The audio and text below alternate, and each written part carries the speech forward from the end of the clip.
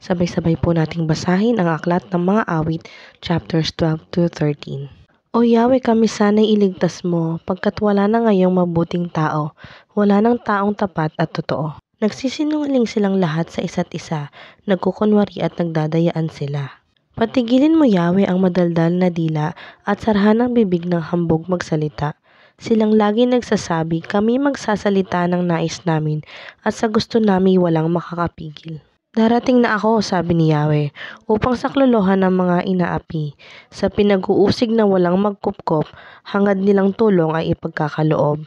Ang mga pangako ni Yahweh ay maaasahan, ang katulad nila'y pilak na lantay, tinunaw sa hornong hinukay, 7 beses na pinadalisay.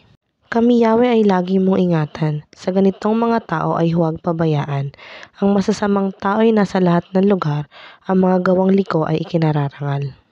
Hanggang kailan, Yahweh, ako'y iyong lilimutin? Gaano katagal kang magtatago sa akin?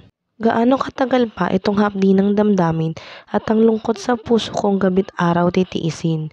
Kaaway ko'y hanggang kailan magwawagi sa akin? Yahweh, aking Diyos, tingnan mo ako at sagutin. Huwag hayaang mamatay, lakas ko'y panumbalikin. Baka sabihin ng kaaway ko na ako'y kanilang natalo at sila'y magyabang dahil sa pagbagsak ko. Nananalig ako sa pag-ibig mong wagas, magagalang ako dahil ako'y ililigtas. O Yahweh, ika'y aking aawitan dahil sa inyong masaganang kabutihan.